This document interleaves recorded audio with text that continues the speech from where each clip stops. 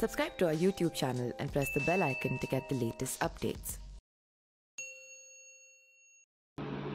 नमस्कार, मेरा नाम पिंटू सिंह यादव है और आप देखना शुरू कर चुके हैं न्यूज़ लाइव। दोस्तों, उत्तर प्रदेश में 2024 लोकसभा चुनाव को लेकर तैयारियां शुरू हो गई है। अखिलेश यादव की बात कर लें या फिर भारतीय जनता पार्टी की बात कर लें, तमाम पार्टियां जो हैं वो कहीं ना कहीं कमर कस रही है। तो समाजवादी पार्टी के सुप्रीमो अखिलेश यादव लगातार कई सारे जिलों के दौरा कर रहे हैं, तो भारतीय जनता पार्टी भी पूर्वांचल पर भी कब्जा करने के लिए ओम प्रकाश राजभर से गठबंधन को लेकर लगातार बातचीत कर रही है। लेकिन इस कड़ी में सबसे ज्यादा कोई चर्चा का विषय बना हुआ है तो वो है वरुण गांधी। जी हाँ, बात करें तो आपको पता होगा कि वरुण गांधी जो है फिलहाल पीलीभीत के भारतीय जनता पार्टी के सांसद हैं, लेकिन जिस तरीके से सरकार के तमाम योजनाओं का वो लगातार पोल खोलते हैं और सरकार पर गंभीर तरीके का आवाज और आरोप लगाते हैं, उसको लेकर माना ये जा रहा है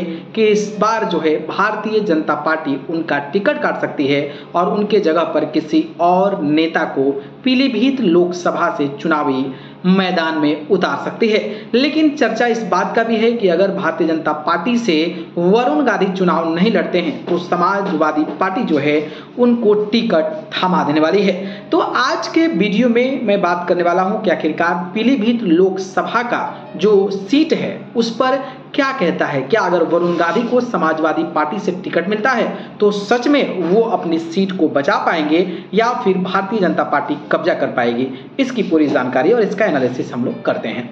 बात करते हैं 1996 से लेकर 1996 की बात कर लें तो 1996 में मेनका गांधी जो कि वरुण गांधी की मां है वो जनता दल से सांसद बनी थी 96 में। इसके अलावा 98 यानी कि 1998 की बात कर लें, 1999 की बात कर लें या फिर 2004 की बात कर लें, तो निर्दलीय जो हैं वहां पर मेनका गांधी चुनाव जीती हैं कि लगातार 4 बार सांसद जो हैं वो कहीं ना कहीं जनता दल से एक बार और एक बार 3 बार निर्दलीय रही हैं। इसके अलावा फिर आता है चुनाव 2009 का। 2009 का चुनाव जब आता है तो अपने बेटे को यानी कि वरुण गांधी को चुनावी मैदान में उतार देती हैं भारतीय जनता पार्टी के टिकट पर।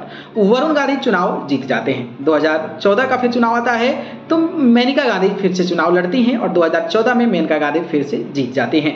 इसके अलावा फिर वरुण गांधी को 2019 में टिकट दिया जाता है भारतीय जनता पार्टी के सीट से, तो वो वरुण गांधी फिर से जो है वहां पर चुनाव जीत जाते हैं। यानी कि 1996 से लेकर 2019 तक में लगातार दबदबा अगर किसी का रहा है तो वो मेनका गांधी का रहा है और उनके बेटे वरुण गांधी का रहा है। लेकिन 3 बार भारतीय जनता पार्टी तो 3 बार निर्दलीय और 1 बार जनता दल से इस सीट पर काबिज जो हैं वो कहीं ना कहीं मेनका गांधी और वरुण गांधी रहे हैं। अब बात कर लेते हैं 2014 का लोकसभा चुनाव का। तो बुधेशन वर्मा जो कि समाजवादी पार्टी के टिकट पर चुनाव लड़े थे उनको 2,39,000 वोट मिला था और बीएसपी को 1,96,000 वोट मिला था, जबकि मेनका गांधी को 5,46,000 वोट मिला था। यानी कि काफी बड़ा फासला से यहाँ पर भारतीय जनता पार्टी की मेनका गांधी जो है वो जीत दर्ज कर लिया। बात करते हैं 2019 की, तो 2019 में वरुण गांधी को 7,04,000 वोट मिला था, जबकि समाजवादी पार्टी के हेमराज वर्मा को महज 4,48,000 वोट मिला था। हालांकि इसमें बीएसपी का भी अलायंस था। अब सवाल यह है कि वरुण गांधी अगर बीजेपी छोड़कर दूसरे पार्टी से चुनाव लड़ते हैं तो क्या वो जीत पाएंगे।